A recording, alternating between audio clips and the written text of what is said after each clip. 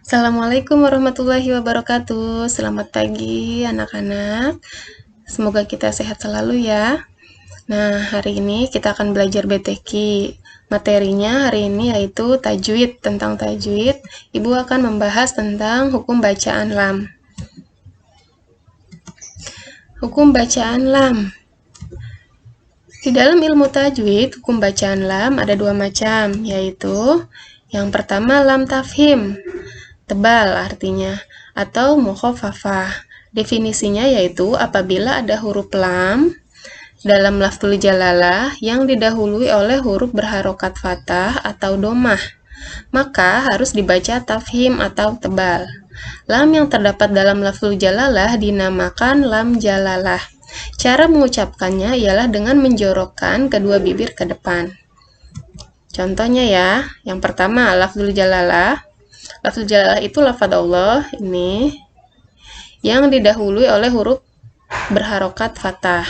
Ya, contoh pertama huruf berharokat fathah. Nah, contoh yang pertama ma'allahu, bacanya seperti itu ya, ma'allahu, dijorokkan ke depan ya bacanya. Nah, ini lam jalalah. Ini disebut lam jalalah, lafaz Allah ya. Bertemu dengan huruf berharokat fathah. Yang ini, huruf berharokat fathahnya di huruf A ya. Ini disebut dengan lam tafhim. Kemudian yang kedua, contoh kedua, Qul huwallahu ahad. Ini lam jalalah, lafaz Allah bertemu dengan huruf fathah. Fathahnya ini di wa ya. Huruf berharokat fathah. Bacanya tebal ya. Wallahu ahad. Qul huwallahu ahad. Nah, disebut dengan lam tafhim. Contoh selanjutnya, syahidallahu. Syahidallahu. Lam jalalahnya mana? Lafzul jalalahnya. Ini lam jalalahnya, lafzul jalalah ya. Ini lam jalalahnya. Huruf berharokat fathahnya, hurufnya ada di mana? Ada di da, yang ini ya. Nah, ini disebut dengan lam tafhim.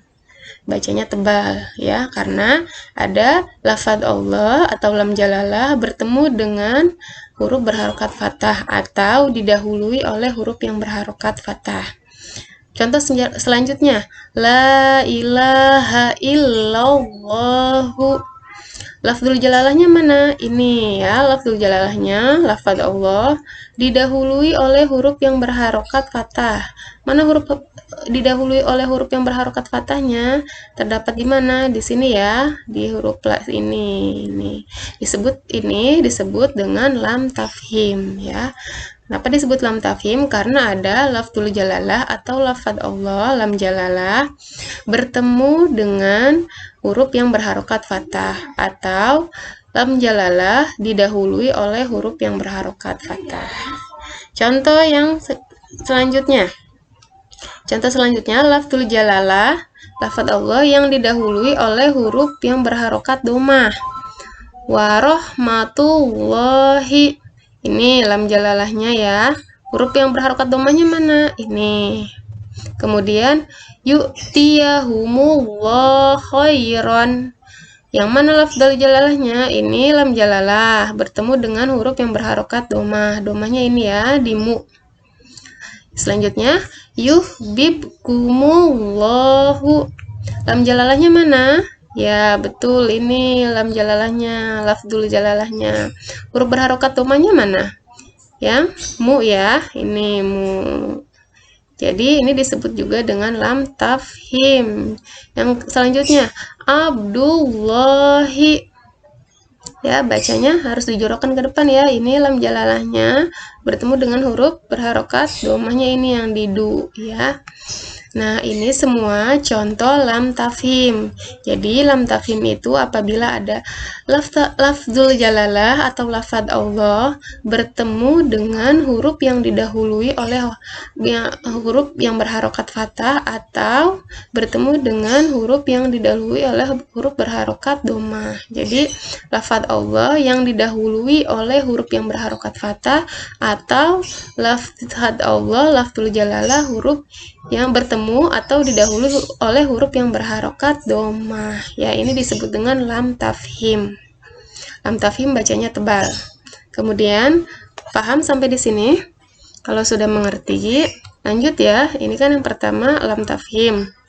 Karena tadi Ibu sampaikan ada dua macam ya. Yang selanjutnya lam tarkik, tipis. Jadi dibacanya tipis ya.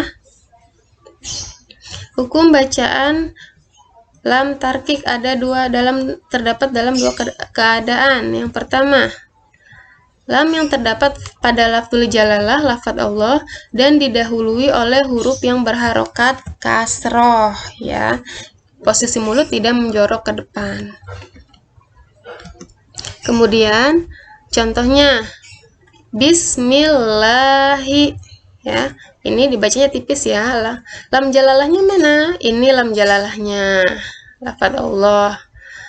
Huruf berharokat kasrohnya yang ini ya, yang mi. Kemudian yang kedua fi rasulillahi ya, ini contohnya fi rasulillah. Lam jalalahnya ini, huruf berharokat kasrohnya huruf li. Kemudian fi dinillahi afwaja. Huruf yang berharokat kasrohnya mana? Ini nih ya. Nih lam jalalahnya. Jadi lam jalalah atau lafaz Allah didahului oleh huruf yang berharokat kasroh, disebut lam tarkik. Semua ini disebut dengan lam tarkik. Nah, contoh yang kedua, semua lam yang terdapat dalam lafal selain lafzul jalalah itu disebut dengan lam tarkik ya. Contohnya wa'allama. Lamnya mana? Ini lam, disebut dengan lam tarkik. Likulli, ini lam juga nih, disebut dengan lam tarkik ya. Karena semua lam yang terdapat dalam lafal selain lam jalalah, selain lafaz Allah ya. Selain lafzul jalalah ini lamnya ya. Ini disebut dengan lam tarkik. Paham ya? Sudah sampai di sini mengerti ya? Kemudian kalau sudah mengerti, nah Ibu akan kasih kalian tugas. Ini tugasnya, carilah contoh bacaan lam tafhim dan lam tarkik dari kalimat di bawah ini. Jadi kalimat di bawah ini 1 sampai 6 ini kalian cari hukum bacaannya mana saja ya. Hukum bacaan lam tarkik dan lam tafhimnya yang mana ya, kalian cari ya. Nah, kalau sudah, nanti sebentar. Nah, kalau misalkan kalian sudah mencari hukum bacaan lam tafhim dan lam tarkiknya, kalian tulis di buku kalian masing-masing. Setelah ditulis, kalian upload di Classroom di kolom tugas ya. Kemudian setelah diupload, kalian juga upload foto kalian sedang belajar ya. Jadi kalian harus kirim tugas kalian yang ini yang Ibu berikan, kemudian kirim juga foto kalian yang sedang belajar di Classroom. Ya, jangan lupa ya. Paham? Kalau sudah paham, sekian belajar kita hari ini. Terima kasih. Semoga bermanfaat. Wassalamualaikum warahmatullahi wabarakatuh. Sampai ketemu di pertemuan selanjutnya. Dah.